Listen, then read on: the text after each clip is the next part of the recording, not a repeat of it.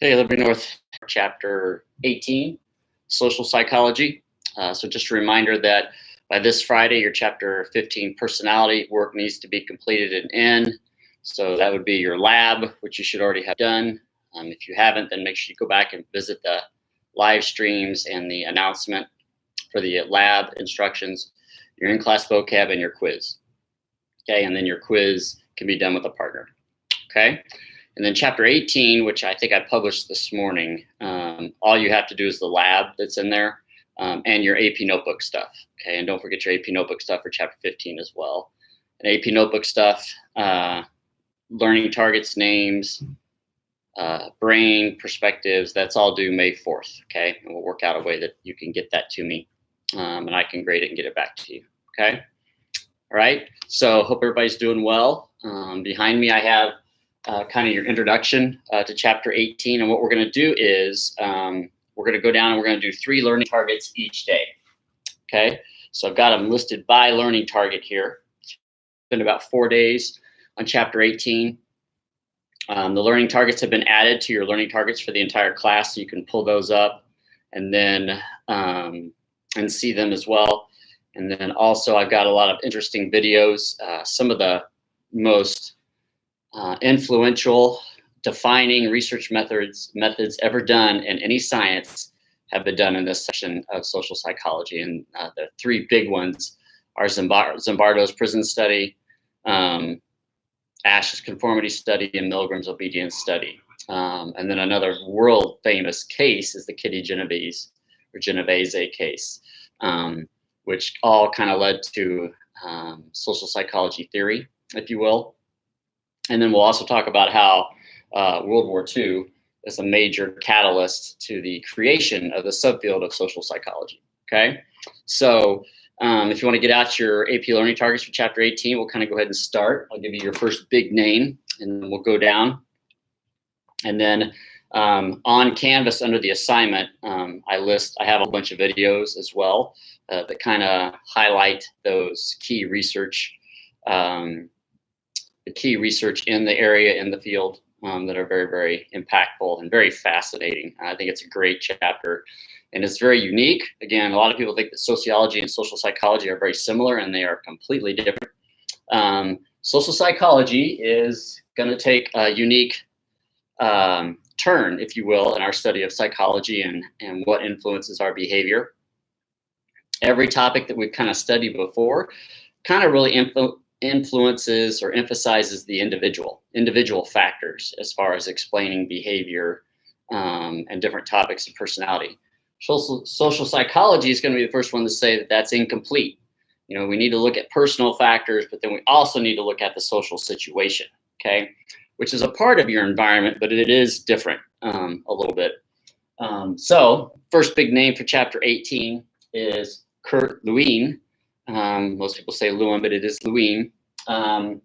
Interesting story. Lewin actually fought in World War I for Germany. And then in the 1930s, I believe it was 33, once the Nazi Party started taking over, he sought amnesty in the United States for him and his family. So we got them over to America. He was considered one of the bright, young, upcoming scientific minds, especially in psychology and just being amazing at practically studying theories. And so we immediately put him to work studying social psychology in America. And one of the first things we wanted him to look at was, believe it or not, in the 1930s, the United States was really kind of starting to doubt if democracy might not be the best government system. Because again, if you look around the world, dictatorships were flourishing, becoming very powerful. And so Lewin actually did his first study on leadership styles. Actually, he did it in the 1940s and proved that democracy turned out to be, by research backed, probably the best government and leadership style. So very fascinating, this whole history moment surrounding World War II and actually how it heavily influenced psychology theory, especially in this area. Okay. Now, also on your lab for Chapter 18, the first thing you're going to do is write down your answers from the scavenger hunt from spring break. So your 5 daily answers and then your final answer, okay, which is related, and you're going to see up here in a lot of the stuff that we covered today. Now, if you didn't do that, obviously you can still do it and have people help you. But Kurt Lewin actually created the first kind of formula, a social psych formula for psychology. So for those of you who don't like math or algebra, we're just going to talk about it briefly. Okay, so he said basically the behavior is the function of social cognition and social influence, or P plus E, which is person and environment. Okay, so basically he's saying behavior is a result of the interaction between the person, which is everything we've talked about before, but also the social situation, okay, the environment, and that we can't overlook that. Now, we've talked about the environment in learning and with behaviorism, but this is specifically about a situation in that environment that we might have no control over, we might not expect, we might not know. But anytime that we look at behavior, we have to look at the power of the situation. And that's kind of the whole goal, the whole lesson from chapter 18, is that we need to look at the person, but the social situation, because it is a very powerful predictor and influence on behavior and any topic that we want to study. So if we want to study personality, like we just did, obviously we need to look at nature and nurture, but one of the powerful things that we need to look at in the nurture side is the situation, okay? All right, so that's Kurt Lewin. You need to have him down. He's also known as the father of social psychology. And this is very famous and well known. And that is obviously in your scavenger hunt, okay? As his name is as well, okay? All right, AP learning target number 1. It asks you, how does attribution or social attribution theory influence our behavior, okay? All right, let's break every day. It's basically anytime we attempt to explain somebody else's behavior or thoughts or our own behavior and thoughts. Probably like you, their actions are my words, okay? So in this time of COVID-19, there's a lot of attribution going on. I'm sure some of you seniors are still wondering why school was canceled for the rest of the year, rest of the semester. You know, how did we get here? Where did it start? Why is this virus so different? You know, there's a whole bunch of attribution going on. And we attribute so that we feel certain, safe, secure. You know, if we don't have answers, if we don't know why, it creates anxiety, uncertainty, kind of chaos, if you will. So a lot of people believe that this is actually a need. It is nature, that we need to attribute, we need to understand, we need to know why things happen, why people do things, and why I do things, okay? All right? So it is trying to find the why in behavior, which this is also in your scavenger hunt, okay? All right, now the fundamental attribution error, okay, is an error that we all make when trying to attribute people's behavior, okay? Now what we do is when we see people acting in a way and we perform attribution, we immediately default to the individual factors of the person. Okay, and we do not look at the social situation. Okay, so when I'm attempt to explaining something, I'm going to look at the people, the individuals, and not the situation itself. I had a professor tell me a great story. He was on the way home from shopping on the highway. He saw a driver in front of him driving erratically, dangerously, weaving on the highway. He immediately thought, okay, there's something wrong with that person, right? They're drunk, they're on drugs. As he kind of got closer, he could tell there was a female driver and somebody in the passenger seat, but he could tell the female was actually panicking. She was crying. And as he got a little bit closer, he was intrigued. He saw that the person in the passenger side was unconscious, and she was crying, panicked, and then he noticed that a hospital exit was coming up, and she was trying to get this person to the hospital. Okay. Now, that was not his default. His first attribution was that what's wrong with her? What's wrong with the drive? Which that's the fundamental attribution error. And that's also kind of the whole goal of chapter 18, is to make sure that we don't perform attribution errors, that when we look at people's behavior and we seek to explain and understand, that we consider the social situation and not just the individual factors of the person, okay? So just like Lewin said, social cognition, social influence, okay? All right? Okay, so now, interesting enough, kind of a side note, when we seek to explain our own behavior, we sometimes flip this around. We look to the social situation, but we discount our own individual factors. And it's kind of it's just a bias, self-serving bias, if you will, kind of thing, which we've talked about. All right. Okay, so social attribution theory, the why, the explanation, and we need to look at the social situation if we want a complex, complete explanation of behavior, okay? All right, AP learning target number 2, okay? Hopefully AP test takers especially, and everybody, you need to know this term by the end of the chapter, all right, or by the end of this class. We have talked repeatedly about self-concept, especially in this 3rd unit. Self-concept and culture have come up, numerous times. So AP test takers, make sure that you're aware of that, okay? So social situation must also influence development of my self-concept, okay? So AP learning target number 2 is basically, how does social psychology explain the development of self-concept, okay? If we go with Lewin's formula, right, and we understand attribution theory, then we know that the development of myself, the understanding of myself, okay, has to come from the social situation as well. I don't get a complete look at my self-concept, understanding of who I am, if I do not include the influences of the social situation, okay, and how I will react, okay? Now, some of the greatest studies that we're going to talk about are all in an effort really for us to understand ourselves and to understand and answer some pretty big questions. One very famous case, which I have it's a 6-minute video that talks about the real case, which is the Kitty Genovese or Genovese case. It was the 1960s in New York. Kitty, it was 3 o'clock in the morning. Kitty was on the way home from work. She was attacked by one man. He attacked her, confirmed twice, maybe 3 times, and in one attack that spanned 45 minutes total. So within 45 minutes, he attacked her once, left, and came back and attacked her again, resulting in her murder. Now, 38 people at some point witnessed what was going on. Kitty screamed for help. She described what was happening to her.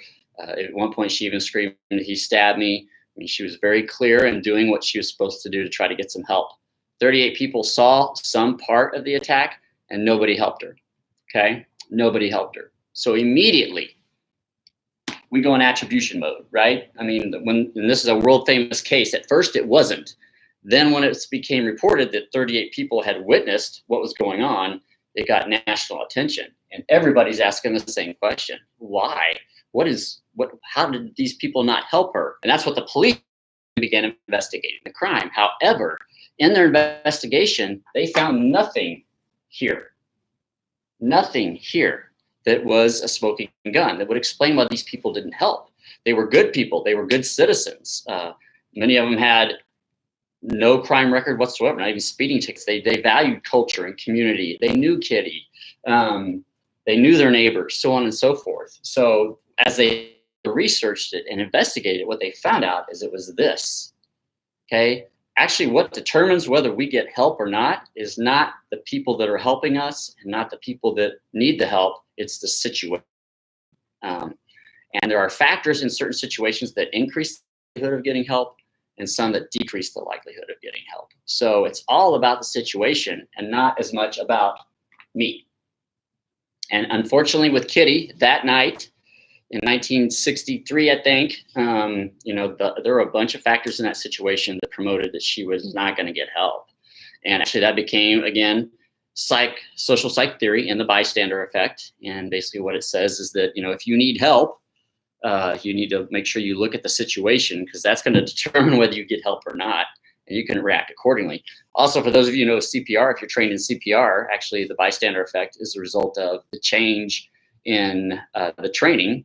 If you remember a while ago, it used to be, you start giving compressions and you'd yell out, "Somebody call 911." Now you don't say that anymore because people weren't doing it, but you point to somebody and you make them own it and you say, "You go call 911." Okay, so you point to them, you assign it to them because they're more likely to do it if you point to somebody. Okay, if not, they diffuse the responsibility, bystander effect happens, and nobody will call 911. Okay, all right. So now, for people to understand, for those people, those 38 people, and everybody else looking at that, the social situation definitely influenced the self-concept. Because originally we thought these people were criminal in their actions. That they didn't care. They represent the bad side of America, all that stuff, okay? But what we found out and understood was that it's the situation that had more of an influence there. And we need to know that as part of our self-concept. I need to know that if I'm going to help somebody, as good a person as I might think that I am, it's really about the situation, you know? Same thing, you know, if somebody doesn't help me, it doesn't necessarily mean that they're a bad person. It could have been the situation that influenced or inhibited, okay? And it's been proven scientific, all the research do so, and so on and so forth. So we just need to understand that, you know, culture influences our self-concept, the environment does, and all that also must mean that the social situation impacts us as well, okay? All right, AP learning target number 3, how does self-fulfilling prophecy influence our behavior, okay? Self-fulfilling prophecy is, we refer to it as just exactly what it sounds like. When I have a belief or an attitude about the future, and it actually changes my behavior so that I act in a way that that belief or prediction or expectation comes true. And I've talked about it individually. I come into class and it's test day or quiz day, and I just have bad attitude, bad beliefs about the test, bad predictions about the test. Am I likely to fail the test? Yes, I am. Okay. Now, it's not a cause and effect. It's not a causal relationship, but it does have bearings and influences my behavior, and it also changes the situation, right? Some of you who, again, if you play sports, if you perform in orchestra, music, choir, you know, there's sometimes that you feel good about a performance or a competition, and you just know that you're going to do well, and then you do well. Okay, there's also times when you don't feel good about it, and then you don't do well. Now, there's also the combination where I don't feel good about it and I do, and vice versa, okay? But there is something to the self-fulfilling prophecy, and that it does influence my behavior, and it does influence the situation. Because, again, if I think positively about a situation, it's more likely to be positive. If I think negatively, it's more negative, okay? So some of you might have gone on the blind date type of example, or just been set up by a friend, you know, and if you just like, this is not going to go well, I just want to get this over with, I'm not looking forward to it, I don't know why I agreed to this, you know, most likely the night's not going to go very well, okay? Now, there are occasions when, you know, like you're pleasantly surprised, okay? But the self-fulfilling prophecy, the idea that our attitudes and beliefs can influence our expectations, okay, and this situation into making it become reality is definitely, you know, warrant, because it does happen, okay? All right, and then the last thing, which is there's only 4 questions on your lab for chapter 18. The very last one is to identify how World War II influenced the development of social psych theory. And actually, if you look through the book, and also if you look through the video, the first one, The Power of the Situation by Philip Zimbardo, who is the actual researcher who did the famous Stanford prison study, you're going to see a lot of references and a lot of pictures to World War II, the Holocaust, and so on and so forth. It was a very volatile time in world history, as you know. We had actually entering into a second World War, which World War I was supposed to be the war that ends all wars. So how did we get here? You know, there was massive attribution going on. How did we get to another world war? What led to this? What led to the Holocaust? How did we get here? How did we allow this? You know, how did we drop bombs on Japan, nuclear atomic bombs on 2 cities in Japan? You know, how did we get to these places?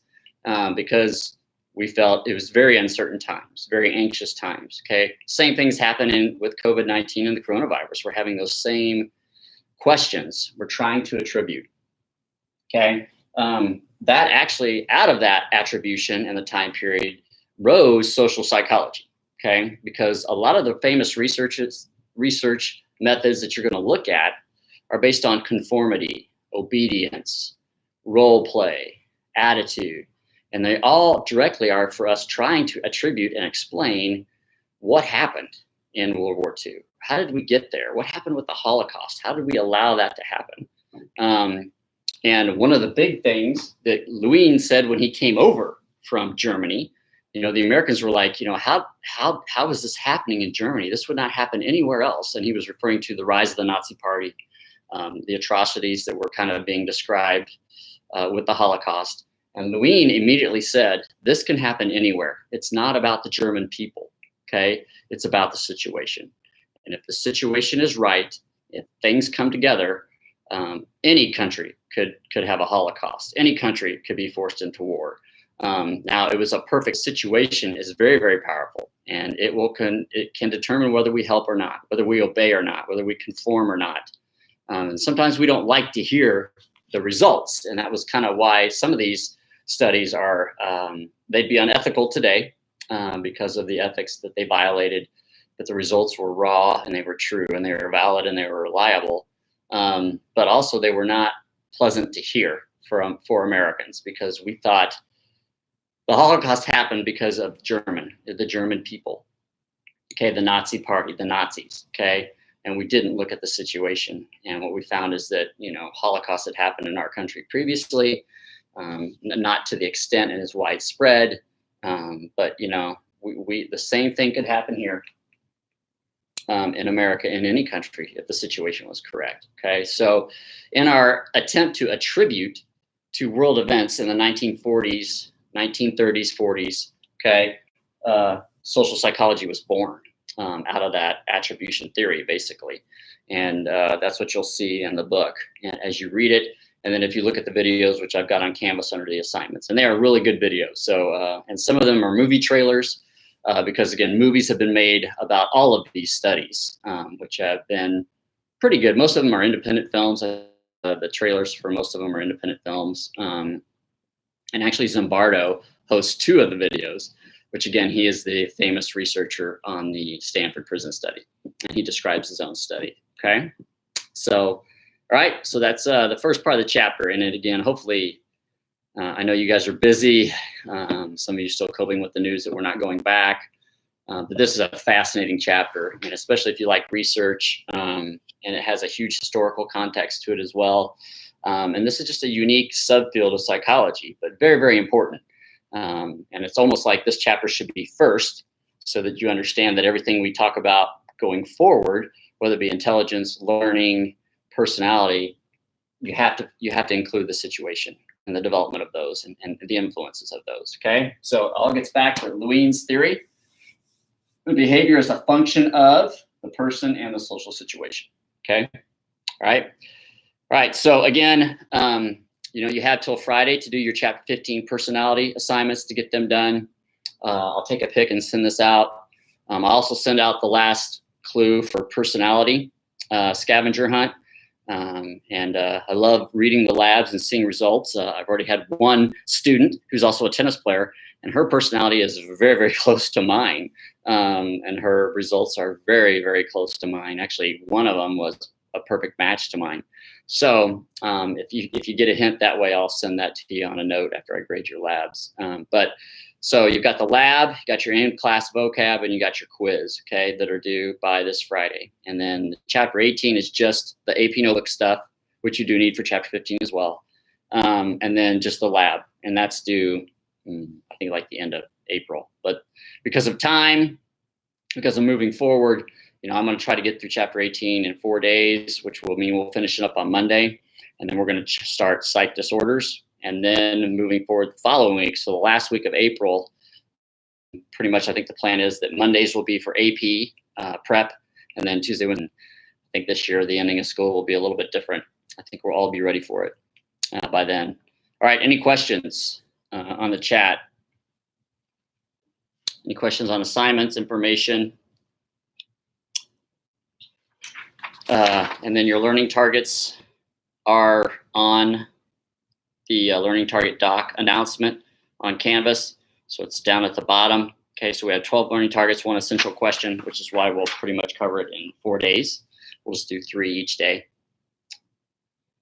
All right, any questions? Okay, hope everybody's doing well. Get outside, enjoy some sun. Again, email me, chat, text, you know, however, message me if you have any questions or if you need any assistance from me. Okay, have a good day.